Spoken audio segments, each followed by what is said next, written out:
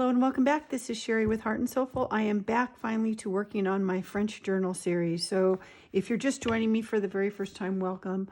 I will put a link down below to this entire playlist. I don't even know what video I'm on.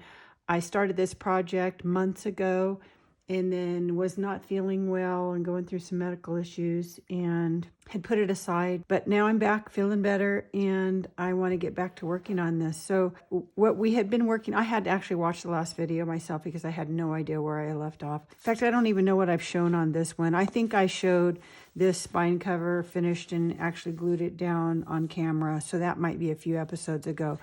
And I do want to get to working on the inside.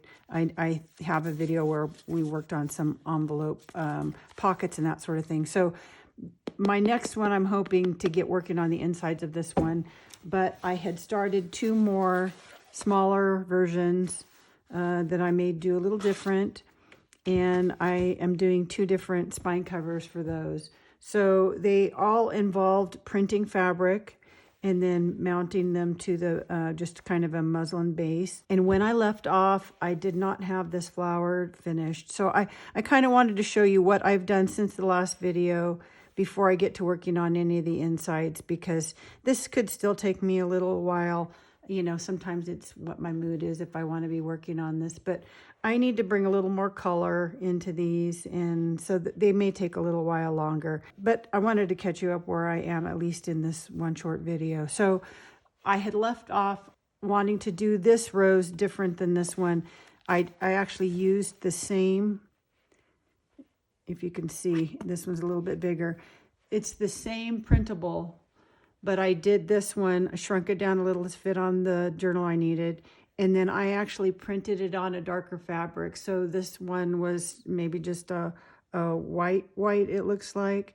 And then this one was kind of a little darker than off-white, more of a tan, I think, fabric. I'm going to try to pull a little bit back here so you can kind of see the color difference. So it made it, you know, have that kind of dingier, old, worn out look to it. And so I also did the same thing. This was just the other half of the same printable. So I need to kind of brighten it up a little bit, I think, at least for my taste.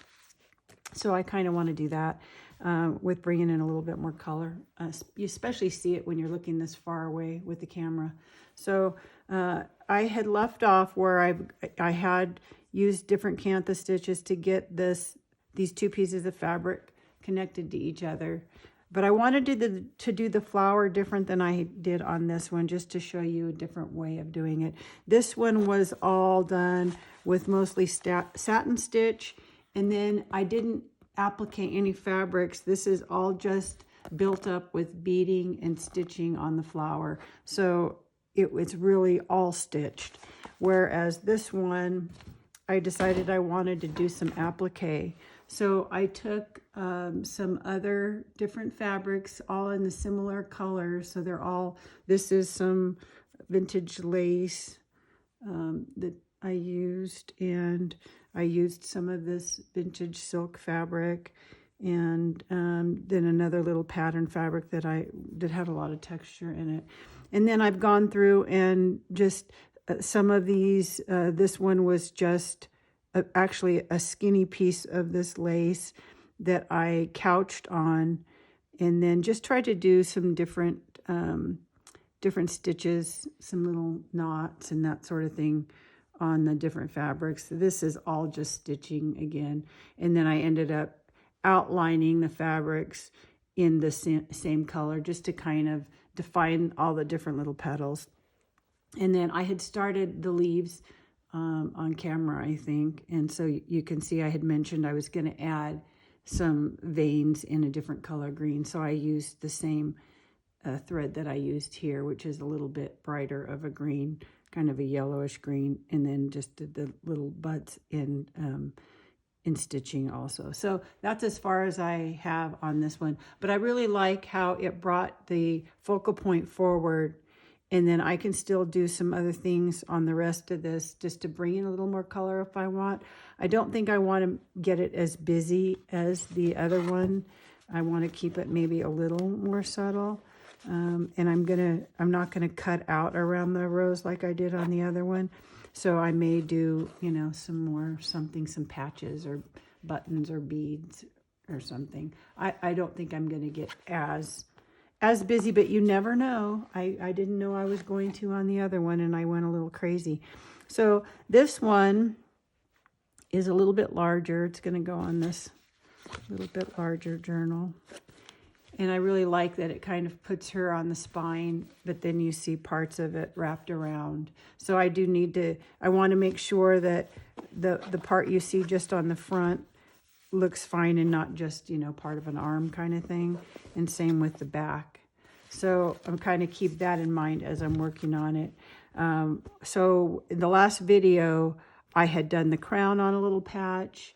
I showed you how to do the necklace with the little gemstone beads. Since then, what I added was I had this really pretty little lace, and I just used a really pale blue thread, kind of a gray blue, and just did little knots, and they're little colonial knots, just to kind of hold that lace down. So it just kind of added a little bit of interest to her dress. And then from there, I had already done this patch and these stamp patches. That was kind of using stamping and then adding those. And so that was covered in previous videos. Since then, I'm kind of glad I had to wait to work on this again. I had made some costumes for my son and his wife, and I loved this fabric. In fact, I thought a little piece. This was a little scrap of the fabric that I had, and I liked that it was shiny. It was all kind of a really gaudy gold color, and I had dyed it this color. So it kind of highlighted the design. Those didn't take the dye, but the background took the dye. So I really liked how that turned out, and I have a few little scraps left. So I thought the colors kind of went with this, and it was kind of a nod to what a fancy dress like this might be made out of. So instead of, you know, trying to use the fabric real literally, I wanted just to bring in that flavor of what that dress or part of her costume might have been made out of. And so I just did 3 little patches because I liked the odd number I did. I did 3 here. And then I made sure that when I did them, I would have bits of them that you would see on every surface. So on just the spine, I will see the little parts of them. I'll see it because it wraps around to the front, and then again one on the back. So I just kind of covered up parts of her that I didn't mind. She had a hand coming up here, and I didn't mind covering that. And then there were just some little flowers on the pattern of the dress. And you can see because it's really dark and it's on a darker fabric, I just kind of wanted to punch up the color or some shimmer or something to kind of not make this look so drab. So I just really stitched those on, just kind of tacked them all the way around in this same similar blue. I didn't have exactly the right color, but it blended in enough. I don't need to be so picky about that, I don't think. So the edges of these, you can't really tell now, and this fabric really, you can see frays really easy. So I had just used a wave blade on my rotary cutter, and I did not know these existed before, but it does like the pinking shear sort of idea. And so I'll put a link to that. These are, when I bought these, this blade, I didn't even think to buy just the blades. And so I actually bought a different rotary cutter, but it wasn't as ergonomic in my hand as my Fiskars one that I really like. So I will put a link to these below. This is a different brand of blade. Like I said, I bought it with a different cutter, but it worked in this one. And so I thought, oh, I could have just bought the blades. So I'll look and see if Fiskars has their own wavy blade. Otherwise, I'll put a link to this one. And the only thing different as far as installing it is I had to not tighten this down completely because then it didn't want to rotate. So it's maybe installed a little bit loose. So I'll put a link to that. But that was a really nice way to be able to, you know, control this a little bit, the fraying, because I can't help but get a little bit of it even now. But that really helped to be able to, you know, work with it. So the next thing that I did then after I had the patches, and I may go back and actually do some embroidery on those more and embellish them. I don't have to, but I stopped there for now.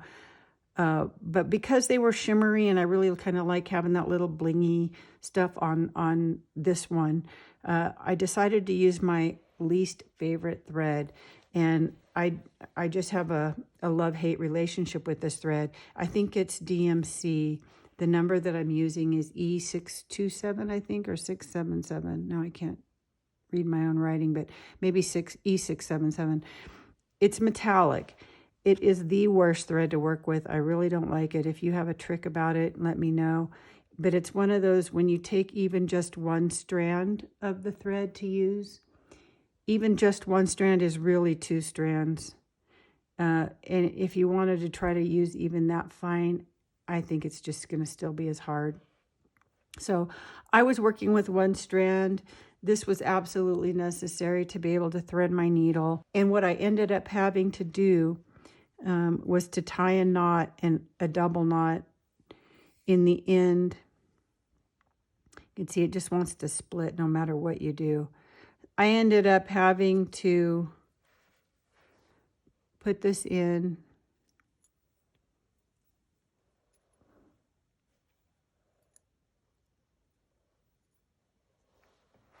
and it's, you see it just wants to split.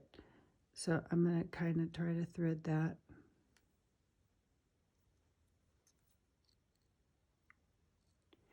And even working with it like this,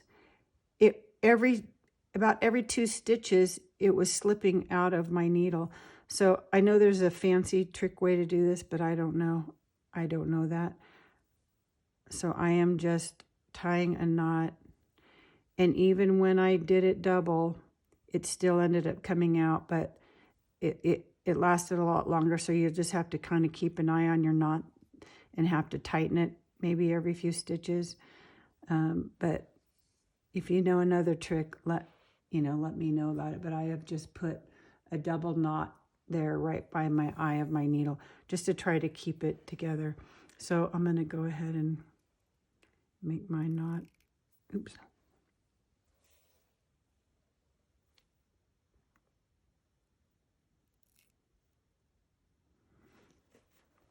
And then show you what I did. So my idea to using this thread that I don't like, she had a little kind of pattern on this part of her dress that kind of looks like a little diamond. So I just used some colonial knots just to kind of outline that. And because this thread, I really don't like working with it, but I want to use it more. So I thought, well, maybe if I just go along where she had some embellishment that you couldn't even see because it's just so dark, and just kind of give the dress the idea where the folds are. I'm kind of, you can see she's got like a sort of a wrap or a cape or something. So I will go along this where she's got lace or something, just to kind of give it that idea of outlining the flowiness of her dress. So that's kind of what I'm trying to achieve. Once I get all that in there, I may even go in and do these creases. It may be overkill and I may not, but maybe I want to a little bit here, just to kind of highlight that her dress has some body to it and some kind of roughly flowiness to it. So that was my idea. So I just really literally backstitched, and even just doing that simple of a stitch, this is hard to work with. So, and it kind of looks wonky and doesn't look really great. So on these 2 sections, they look a little better because once I finished the back stitch, I just went through and wove this thread in and out my stitches. So that's what I'm going to do here. I also used this on the center of these little flowers. She had some kind of like little ribbon rosette things on her dress. So I kind of just did some little lazy daisy sort of stitch to kind of create that. But I'm going to go in here and just show you how you know, as I'm doing anything, kind of like even with the rose I did in the last one, I had done all the pink applique, and I liked it, but it kind of was missing something. So a lot of times I'll do one step having an idea, but it doesn't end up looking as nice or really achieving the goal that I had in mind. So maybe I have to add to that to get it to look the way I wanted it to. And that's what happened here. So I'm showing this because if you're new to this like I am, a lot of times I have an idea and it's not successful, you know, and I don't want to go take it out. So my solution is usually to add more. And so I'm just kind of going from the bottom of each of those back stitches up through the top. So it's just kind of weaving this in. And it kind of gets those stitches more lined up and under control looking, and then gives it more the look of a braided trim. You know, I thought of even doing, if this wasn't so hard to work with, I thought it would be pretty to do kind of more of a ruffly kind of look with this thread. But it is just my nemesis. It's just really hard to work with. But like I said, I have a love-hate relationship with it because I love the glitzy look of it. I love that metallic thing about it, but I just really don't like working with it. Because of the metallic thread, you know, it's kind of like a metal, the one thread. So even in each strand is like two strands, you know, that keep twisting apart, and you can see how my knot wants to already loosen up. So I want to check that every once in a while and tighten that up so it doesn't come off. But it's almost like it's another little cotton fiber or something that has the metallic twisted around it. So those all end up just wanting to come apart, and it's really hard to thread your needle. And I know I'm whining, but because it's a metallic thing too, it doesn't even glide through your fabric very well. As you're stitching, you feel it kind of hanging up on something. But I'm just going to kind of go around here and show you how doing this, at least it thickened up that line. I can't imagine trying to stitch with more strands of this in order for it to be thicker. That might be even harder. So this is kind of my solution, was to weave this through. It might have been, I think if I ever wanted to do more strands, like all of the strands for the thickness of it, I would definitely couch that on. Let's see. I won't finish this on there, but if you can see that, it thickened up that line, and it just made it look, you can see where I've ended up here. It made it look a little bit more under control. So I can finish that up here. And then, like I said, I think I'm going to go ahead. Let me zoom in there a little bit. And maybe do some of these other lines just to give that glitziness of it. Because I like having that little bit of sparkle. So if you wanted to use more strands, like I said, I'm assuming you know how to couch, but if you don't, it would be like this is actually two strands. It would be using your needle to pull this up through wherever you want to start. Like say I want to do it on this spot right here. I would pull this up through and then actually just lay it down on top of my fabric like so. And you're going to go down through it to the back on the other end.